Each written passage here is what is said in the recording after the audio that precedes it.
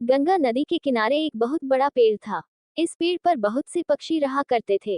एक दिन एक बूढ़ा गिद्ध वहां आया और पक्षियों से बोला कि क्या वह इस वृक्ष के खोल में रह सकता है। सभी पक्षियों ने बूढ़े गिद्ध की आयु को देखते हुए उसे वहां रहने की इजाजत दे दी। वे अपने हिस्से के भोजन में से भी कुछ भोजन उसे खाने को दे देते। बूढ़े गिद्ध को बहुत अच्छा लगता था।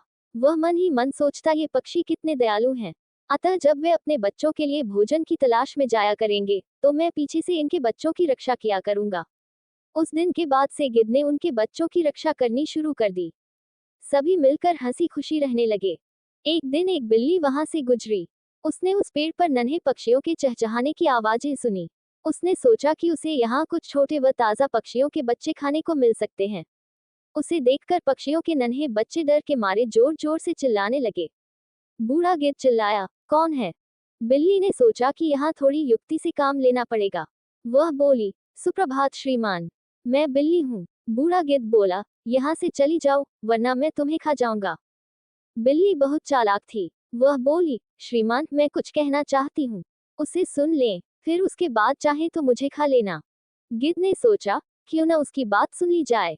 बिल्ली बोली, मैं गंगा नदी के तट पर रहती हूँ। मैं बहुत ही धार्मिक विचार रखती हूँ।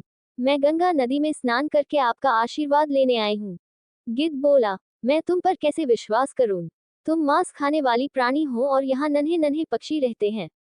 जाओ, भाग जाओ यहाँ से।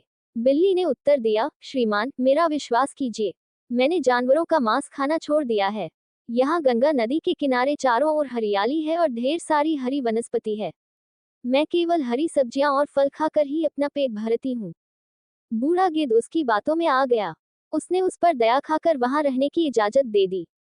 कुछ दिन तो सब कुछ सही सलामत चलता रहा, किंतु बिल्ली अपने ऊपर काबू नहीं रख सकी। अतः उसने प्रतिदिन एक के बाद एक करके नन्हे पक्षियों को खाना शुरू कर दिया। बूढ़े गिद्ध को इसका पता नहीं चला। बहुत जल्दी पक्षियों ने देखा कि उनके नन्हे बच्चों की संख्या कम होती जा रही है।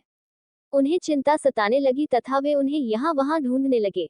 चालाक बिल्ली ने इस स्थिति को भांप लिया और सोचा कि अब वह पकड़ी जा सकती है। अतः वह वहां से भाग निकली। अपने बच्चों को ढूंढते हुए जब पक्षी बूढ़े गिद्ध के खोल के पास पहुंचे तो उन्होंने वहां अपने बच्चों की हड्डियां पड़ी हुई देखी। उन्होंने सोचा, इस बूढ़े गिद्ध ने ही हमारे बच्चों को मारा है।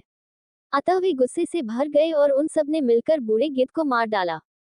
बेचारे मासूम गिद्ध को अनजान बिल्ली पर विश्वास करके अपने प्राणों से हाथ धोना पड़ा।